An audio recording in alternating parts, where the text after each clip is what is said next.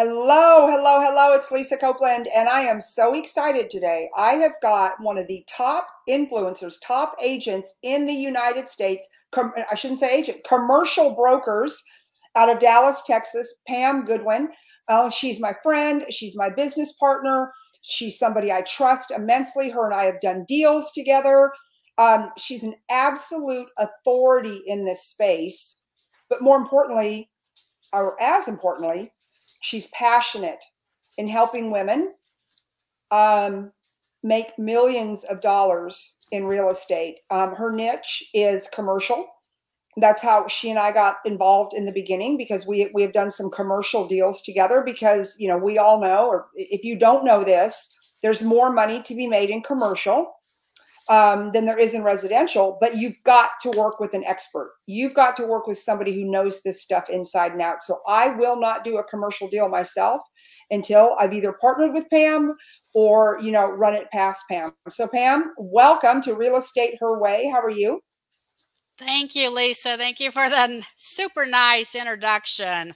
Well, As you you know, just got a huge award. I mean, today, you know, you were named the Commercial Real Estate an influencer award. So you're at number 3. Is that in the country? right. That's in the country. I was number 13 and now number 3. So I'm slowly working. I'm almost number 1. So it all is based off of, you know, social media posts and impressions and people reading your content. So I'm very Well, grateful for and that. because you put out content that matters, number one, you share your own success stories.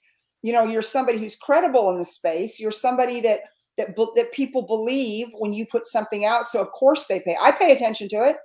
Every time you put something out, I pay attention to it. How long have you been a commercial broker? Tell us a little bit about your journey into stardom. Well, thank you. I have a degree in interior design, so I've just been recently going, how did an interior designer from Omaha, Nebraska become an investor in real estate? And Yes, now, our audience wants to know. and so now I started off in a large shopping center development, which means I only used my interior design degree for 1 year doing office, you know, office interiors, and then went into, I always believe in working. If you want to learn from the best, you have to go work, you know, at first for the best. And so I sought out the #1 shopping center development company out of San Diego and was developing large shopping centers and more on the tenant retail construction side. And then later on in my career, went to go work on the tenant side, developing, as we all know, Chili's restaurants.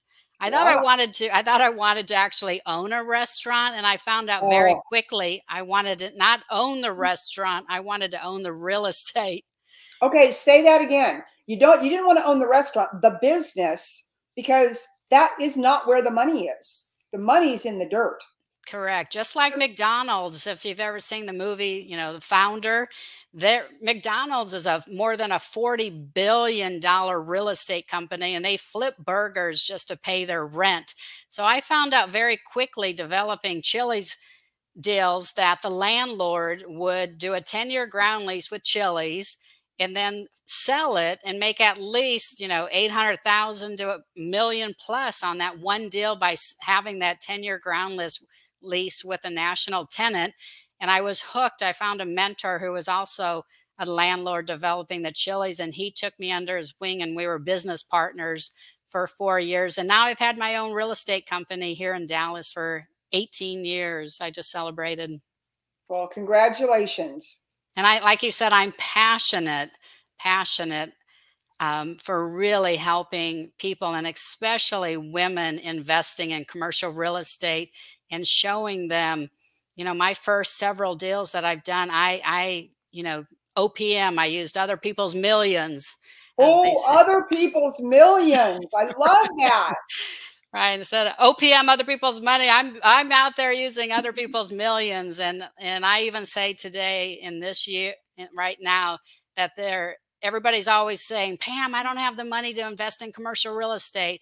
And in the course that I, started teaching to get the word out there that you do not need the money. You just need to find the deals, and you're driving by them every single day to, the opportunities out there. I mean, you and I have stumbled across a couple of really good deals, that we're working on. And we like small towns, don't we? I love small towns. There's so many advantages to working in small town. They roll out the. I learned that from the Chili's days when they would roll out the red carpet when they were having their first family sit down restaurant come to their community, and they're so much easier to work with than when you're in the big metroplex. So small town tech. I mean, we're here in Texas, and there's so much opportunity here. Now, you've written several books. Tell us what books you've written, because, I've got 2 or 3 books from you, maybe even 4. I mean, not only are you an authority in the space, but now you've written about it, you've taught about it, and the ultimate authority figure, our dear friend Sharon Lecter talks about the fact is, your IP is your books, right? When you're an author. So tell us about a few of the books you've written. Well, I had the opportunity to, I love going to networking events. And at the time I saw Zig Ziglar was going to be, his granddaughter was going to be interviewing him at an upcoming event.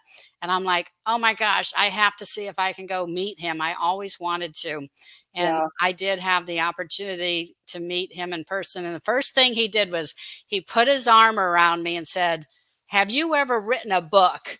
And I said, no, I haven't. I've thought about it, but I haven't. He said, that will give you the most credibility ever in your career is by, writing a book. So I'm like, oh my gosh, I have to listen to Mr. Ziegler. And Right. my first book was 1 Cent Lemonade to $1 million deals. And I just I feel like I've been working probably like you since, 4 years old, having a lemonade stand. And I just wrote about the 25 different jobs, odd jobs, from selling vacuum cleaners to doing casting auditions for the TV Melrose Place to delivering newspapers. Okay, whoa, stop for a second. Tell me about Melrose Place. Well, I had a crazy idea. I took a break in my commercial real estate. I always had a crazy idea. I wanted to be a famous, actress. So I quit my job when I was working in Maryland on a big project out there, drove across country to seek fame and fortune. And like I said, I always wanted to learn from the best. So I went over to UCLA, and they had an internship to do casting for a national TV show. And it turns out it was for Melrose Place at the time. Well, I used to love that show. Yeah. So we did all of I worked directly. I was the casting assistant for the main casting director. We did all the speaking roles. And at the time, all of the agencies had to drop off their pictures for each speaking role.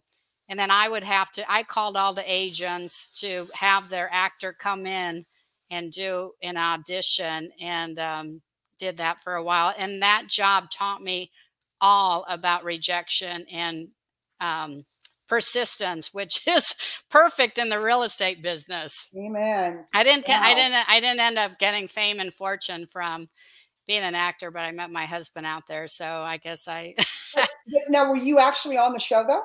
No, I never had the opportunity to be on the show because, in acting, you have to have your SAG card. And in order to have your SAG card, you have to have a speaking role. In order to have a speaking role, you have to have your SAG card. It's an odd thing. And anyways, but I really, really learned a lot about rejection, and also to be prepared. When we had auditions, we were going through a lot of people, and they were all for the speaking roles. And some of them were just, hi, how are you? But not being prepared, you'd be surprised how many people messed up on that line. And the casting director I worked for, she had unbelievable memory. So if you messed up, she would never call you back ever in her career. And I think that kind of goes what I learned in real estate. When you go for a listing listing, for a new property, you have like one opportunity to You be do. prepared to give it your best shot. Because that person, especially in commercial real estate, I just met with somebody this weekend.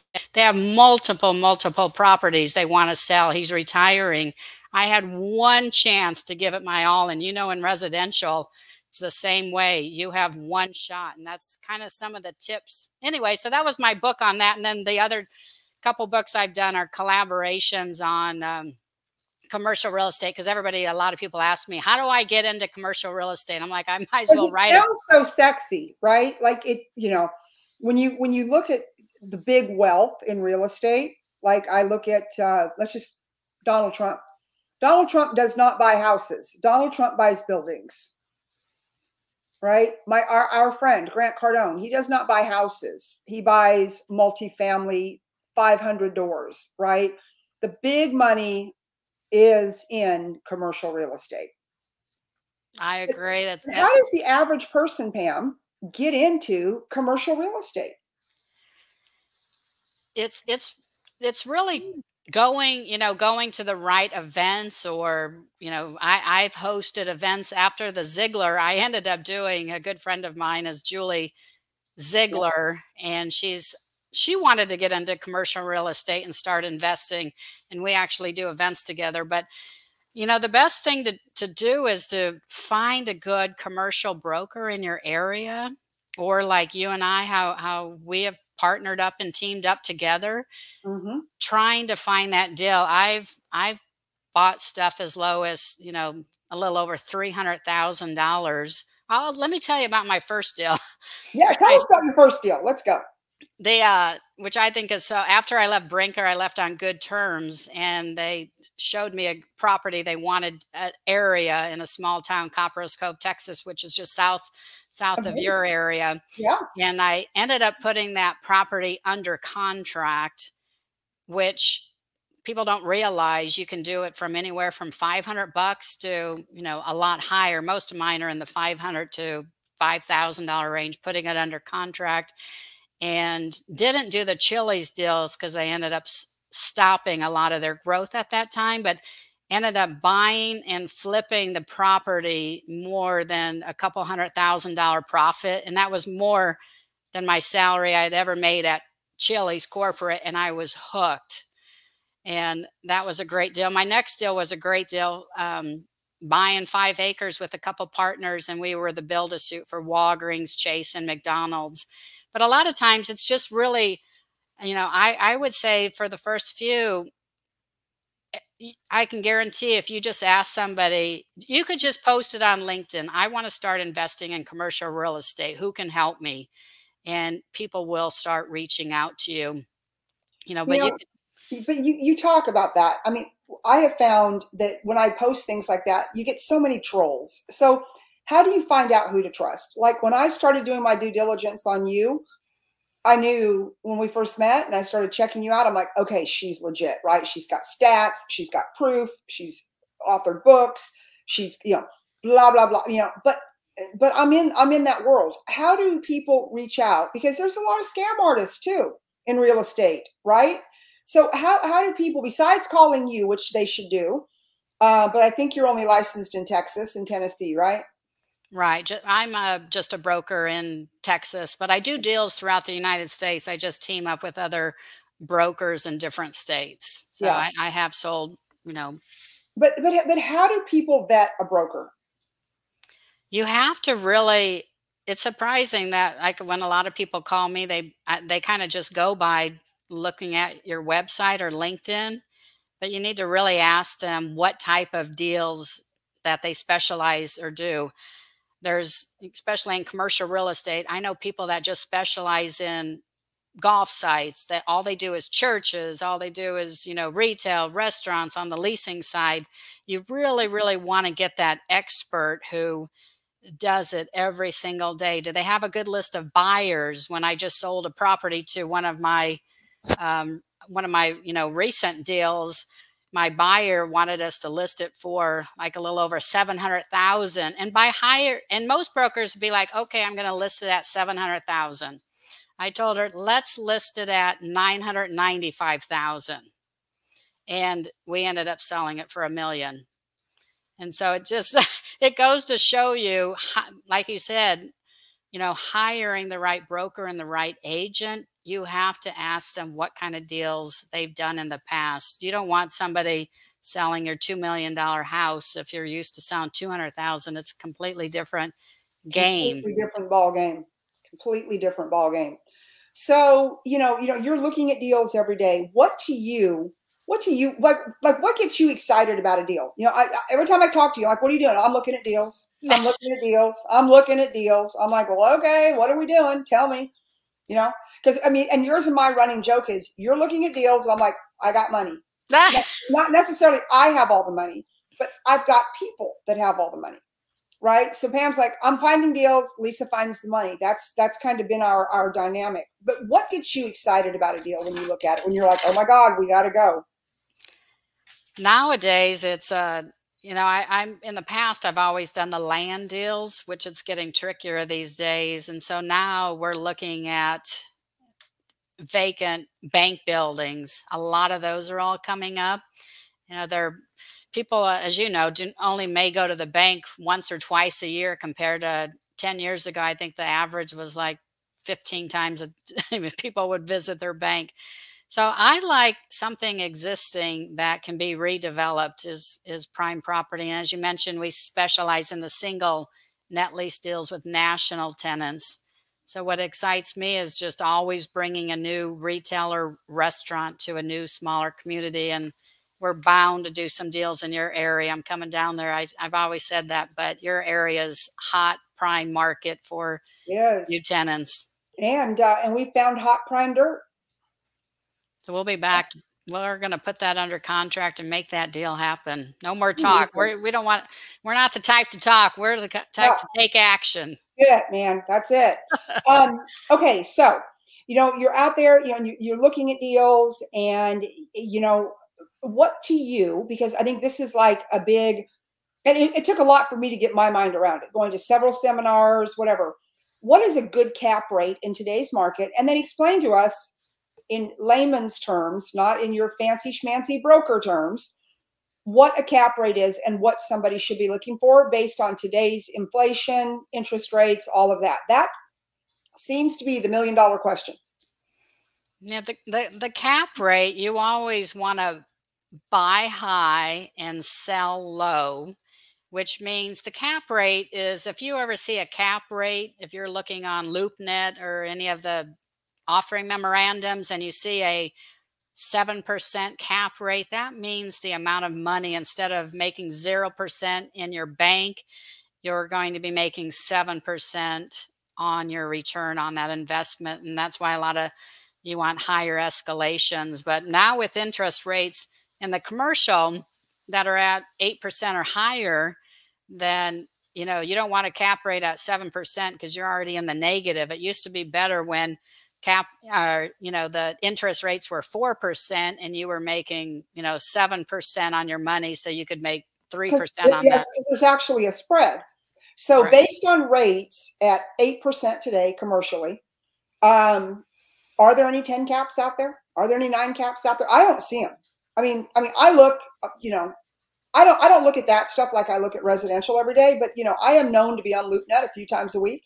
And I'm like, okay, 3 cap, 4 cap, 5 cap. I'm like, why would anybody get into this deal and go underwater? Right. Yeah. A lot of them you have to be a cash buyer or 1031 exchange buyer.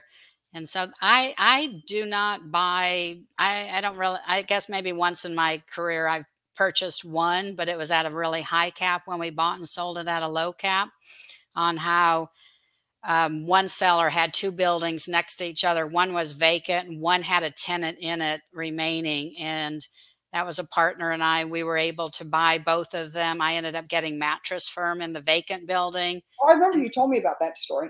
Yeah. And that's one where, it worked out really well with her and I. We put no money down. We used her duplexes at the time as collateral for a $1.6 million loan. We sold it for a little over. Okay, so let me ask you about that. That's interesting. You just said that. So with residential real estate, what we call that is cross collateralization.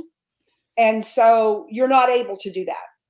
You can't. You cannot use equity from one from another without cashing it out, taking the cash and putting that into the deal. But you're saying in commercial real estate, like let's say a woman has got her house paid for. You can actually cross collateralize sometimes at the bank, put the title up for the equity to secure the debt. I mean, that can happen. Correct.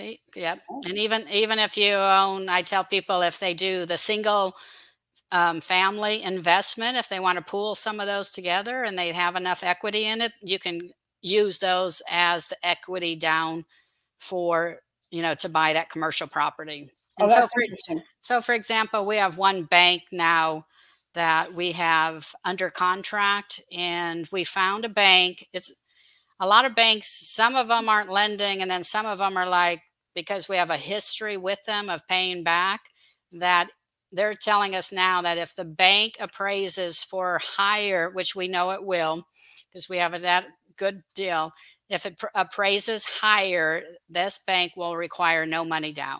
Oh, so it's almost like a rate and term refi at the acquisition time. Correct. And so Wow. so we're looking, so we think, that's a good deal. And this bank is less than most people pay for a house, Wow. and a lot of people don't realize that. So, or, we're looking also just to flip the property to another credit union and double our money. But that's, I mean, it sounds simple and all that, but it's,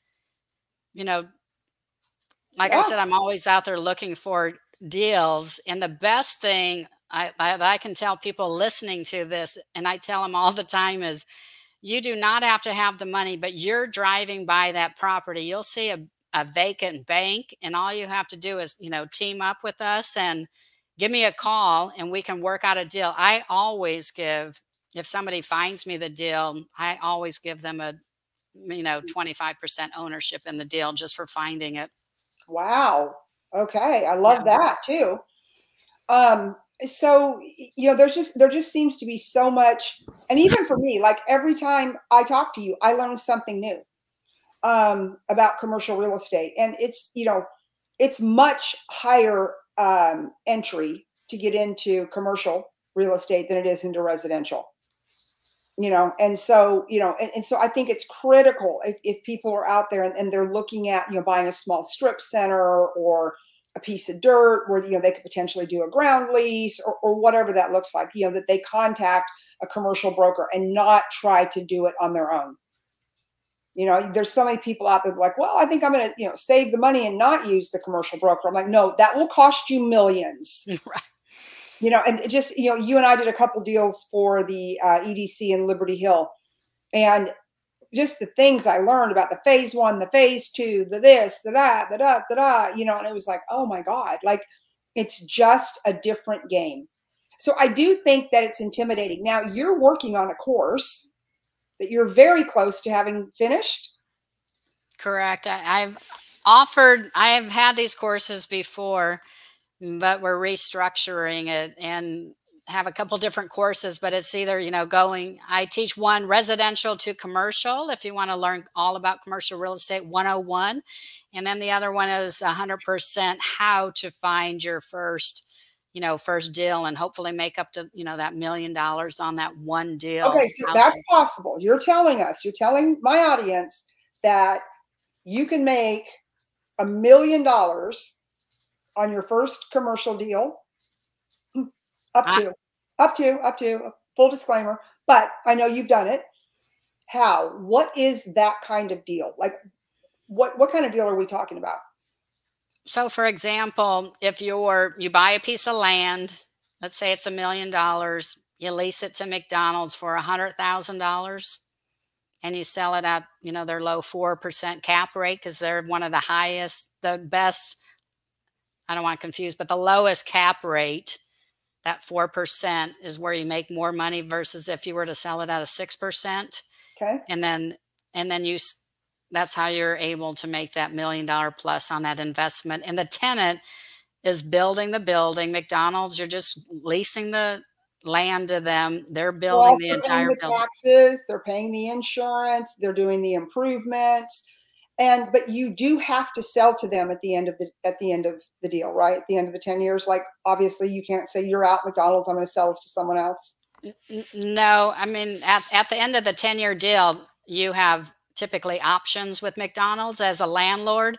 You can continue to lease that as long as whatever is in your contract, your lease agreement with them. You could have, I mean, you see those McDonald's in those locations for 50 years. So you could be collecting that passive income, that mailbox money, as we Yeah. call it, every single month. And then sometimes people, I mean, the best thing to do is hold on to it, have enough cash flow. So if you need, 10,000 a month, maybe you need 20,000 a month to live off of. That's what you want to have enough cash every single month, so you can go to the beach or mountains or wherever you want to go. And you're just collecting that money. Well, and you and I have, talked about, and so like on a few deals we're looking at, we're looking to put together a syndicate, for every $1 million that we need to raise, or 2 million, there's 4 people that put in 250, which, we have that circle of people. 2 people put in $500,000. 1 person puts in $1 million. 10 people put in 100,000. Like, you don't have to go it alone. It's very easy. And hear me on this, people. It's easy to raise $1 million on a project like this, to the point where I literally, when Pam and I are looking at one deal, I literally have 2 investors fighting to get in, because I said, we're only going to bring in 4. I mean, everyone's got 250. That's what we're going to do. And the 5th one's like, well, what do you mean you're going to cut me out? Why can't we do 5 people at $200,000? We want to be in the game. So money is plentiful. Money's out there. So you don't have to go it alone. Put together an investment group like what we've done, of people that are willing to put in the money, and then look at some of these projects. Because if it cash flows 100,000 a month, and it's $1 million, a year, excuse me, a year, $1 million investment, I mean, that's more money than you're going to make at the bank. Right. And it's more fun. The appreciation at the end. Everyone always asks me that question. So in 10 years, let's just say in 10 years, it's a ground lease. Chili's is our tenant. In 10 years, we're kind of done with it. We want to cash out. Who determines that price in 10 years? As far as what it's worth? Mm-hmm. I mean, it just depends on how much term is left on the lease. Okay. So if there's only like the more term, the lower cap rate and better amount of money you can sell it at. Okay. But let's just say you had a 10-year deal and only 1 year left and no options, your cap rate's going to be a lot higher. You're going to be in that 9%. It's going to depend on the location, right, in case the tenant doesn't renew, mm-hmm. or do something. Which is why you'll see a McDonald's or a Dairy Queen or something for sale a lot of times, right? Because they decided not to renew their ground lease. No, I mean, if they're for sale, most of the time it's just an investor selling. Okay. It's the landlord selling it. It's not McDonald's. It's not the Dairy Queen selling it. Yeah, which is what I meant. But basically, they were like, we're done. It's over. Now the landlord. Right. Sometimes you do see those buildings coming back. Like you'll see a vacant Kentucky Fried Chicken or any of those, like you mentioned, some of those tenants. And those are some of the best deals to buy, or some of those vacant already. Every coffee shop is looking for a second gen location like that. So if you see any of those Burger King, even if they're operating, they're not going to have a sign for sale outside. You're going to have to find the seller. But those are those hidden opportunities, and happen all day long, where you see a redevelopment or conversion. That's where you make a lot of money on that redevelopment process. Yeah, no, it's great. We could talk forever about this. So my final question, there is a $1 million wealth gap between men and women, 50 years old, same job, same income, same education, same everything across the board. He is going to have at least $1 million more. Those are the stats. I didn't make that up. Why do you think that is? Number one. And number two, what can women do today, right now, no matter what their age, what their situation is, to help bridge that wealth gap? I know, I find that very interesting. I would say the number one reason is that women are not asking to be, especially in commercial real estate. I was in one deal and it was the entire office, and because I was working on the deal, I knew about it and I said, "How do I get in on this deal?" And they're like, "Here, you can be a limited partner with us." I was the only female in it, and no, they didn't approach any other women in the office. But if you're in any office or anywhere you go, you have got to ask, like you do, how do I get in, how do I start investing in commercial real estate? Guys, I always ask. I mean, that's kind of how Pam and I got together. I'm always like, I've got money, Right. not just me, but my people have money. Right. How do we get in the game? How do we get in the deal? Pam, one of my guests said it's because women are not at the table. They're not in Right. the same meetings that men are at. They're not Right. on the golf course doing deals, Right. I was just gonna say the golf course, attending those events. We have like the cowboy club up here. I attended, somebody invited me to the a lunch meeting up there. Do you know, in that entire room, this is where the Dallas Cowboys have their practice field. They have a, lunch area that it's a membership only. I think it's like $300 a month, which is cheap. Do you know, I was the only female in that entire room. And that was just a couple years ago. And you're exactly right. There, you have got to, start going to the events, you know, asking how to be part of the deal. How men, the biggest thing also, even in my group of women, when I was doing some of my first deals, I would ask the women first in my group, who wants to invest? Every one of them overthink it, afraid of losing money. We have all the fear. We could talk about that all day long, where the men are like, yeah, Let's where do I, go. yeah, where do I give you my 10,000? I mean, I've been in deals for $10,000. I doubled my money in a short time. I mean, they can be that low all the way up to more.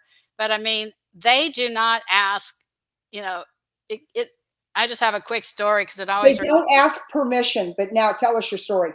I mean, it just reminds me of a time being on vacation. I was watching this family. Here comes the mom and daughter. They were on bikes. Both the mom and daughter got off the bike, walked it down the steps. Here comes the dad and the son. They didn't even look what was on the other side. They both went flying across the stairs and landed at the bottom and had like the best time. And so that kind of reminds me of the difference of, men and women, the way we're brought up of being overcautious. I Mhm. would say stop being overcautious. You're going to be losing. That's why there's $1 million gap, is because they're sitting on the sidelines, not playing Monopoly. Win, lose, be like the Donald Trump. Go out there and take the chances. You're gonna you're going to America's got win. And bankruptcy for a reason, right? I mean, all the big boys have filed bankruptcy at least once. It's like a badge of honor. Nothing right. that I I would mean, want to do, but you know, right. I mean, I was always taught growing up that debt is bad. That's what I learned for a lot of my career. And until I'm like, debt can be good when your tenants are paying off your debt and you're building equity and your real estate's, going up in higher price. And so it's, a lot of it is just the way we're taught, but we have got to get in the game. And by you doing this podcast and sharing and talking to people and wanting to help women, I am just excited. Now is best time ever. well, I'm excited that you and I are business partners. I'm excited for what we're going to create together, some of the deals we're doing together. And Pam, how do people find you? How do they follow you? Follow me on LinkedIn. I'm just under Pamela Goodwin. Send me an email at pam@pamgoodwin.com. I'll even give you my cell phone number, 214-929-9013. Send me a text and let's connect. Awesome. Thank you, Pam. God, I've got to pay attention, but I want to take notes. But I'm going to go back and I'm going to have this thing transcribed, and then I'm going to know everything I need to know. Thanks again.